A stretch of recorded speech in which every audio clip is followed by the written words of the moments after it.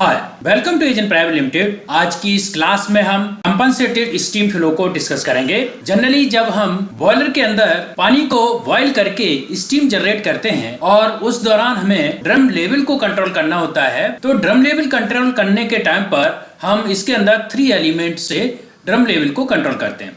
तो इसके अंदर 3 एलिमेंट होते हैं, जैसे स्टीम फ्लो, वाटर फ्लो और ड्रम लेवल।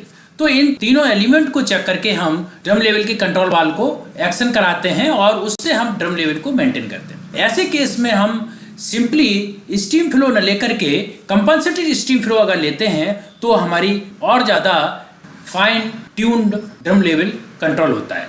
तो कंपनसेटेड स्टीम फ्लो हम कैसे निकाल सकते हैं?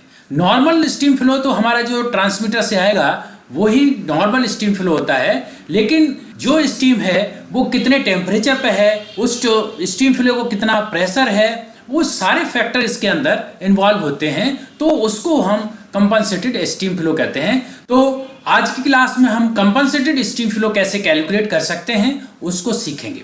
आइए देखते हैं कैसे इसको कैलकुलेट करते हैं। तो इसके लिए हमारे पास एक फॉर्मूला होता है, जैसे कि आप यहाँ पर देख पा रहे हैं कि compensated steam flow equal to current steam flow into square root of current pressure plus 1, यानी कि करंट प्रेशर का मतलब जो हमारा प्रेशर होगा उस ड्रम का वो, और एटमॉस्फेयर का जो प्रेशर होगा उसको हम प्लस करेंगे, यानी कि एटमॉस्फेयर का प्रेशर हम 1 मान लेते हैं, divided by design pressure plus 1 into design temperature plus 273 divided by current temperature plus 273।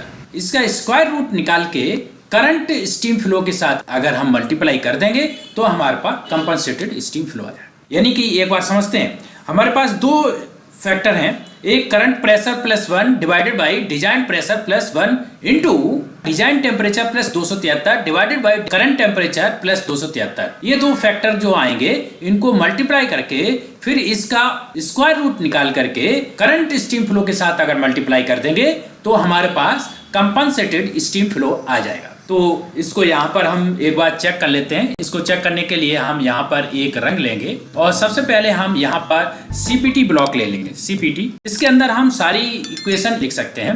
तो सबसे पहले हम यहाँ पर तो कंपनसेटेड स्टीम फ्लो बना रहे हैं, तो यहाँ पर हम लिख देंगे COMSF। ये हमने नाम दे दिया कंपनसेटेड स्टीम का। इसको हम एड कर देंगे रियल।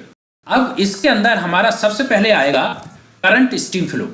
तो करंट स्टीम फ्लो को हम CSF नाम दे देते हैं, तो CSF ने नाम दे दिया इनटू स्क्वायर रूट। तो हम यहाँ पर लिखेंगे SQR, ये हमने स्क्वायर रूट का ले लिया। अब इसके अंदर हमारे पास फैक्टर है current pressure plus 1 divided by design pressure plus 1। तो यहाँ पर हम डबल ब्रैकेट स्टार्ट करते हैं और यहाँ पर हम ले लेते हैं CP प्लस 1 ब्रैकेट बंद करके डिवाइड बाई DP, यानी कि डिजाइन प्रेशर प्लस 1। इसके अंदर भी इसका भी हम ब्रैकेट क्लोज कर देते हैं। तो एक फैक्टर ये है, इसका भी इसके साथ हमें दूसरे फैक्टर का गुणा करना है, यानी कि यहाँ पर हम मल्टीप्लाई लगाएंगे और उसके बाद हम यहाँ पर डबल ब्रैकेट लगा लेते हैं। और अब हमारा ऊपर हमारा डिजाइन टेम्परेचर रहेगा, यानी कि हम इसको नाम देते हैं DT plus 273 divide by current temperature plus 273। तो हम इसको लिख देते हैं करंट टेम्परेचर CT प्लस 273।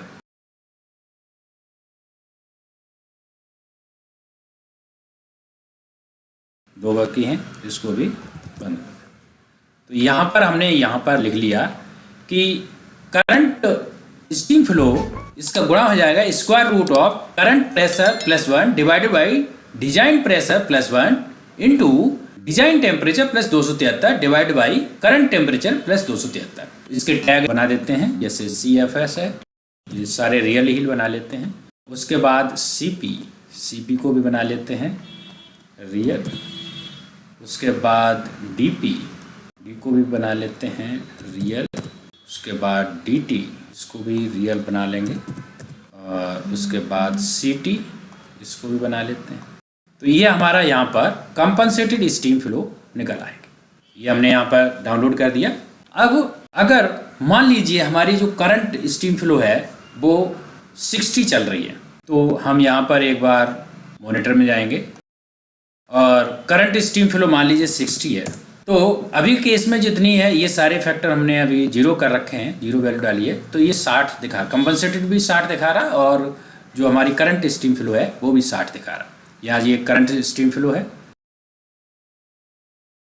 अब अगर हम इसको मान लेते हैं कि इसका जो करंट प्रेशर है वो 50 है और करंट टेम्परेचर मान लीजिए 500 है और करंट तो हो गया। अब डिजाइन प्रेशर और डिजाइन टेम्परेचर ये हमको थोड़ा ऊपर मिलेंगे, यहाँ से चले जाते हैं।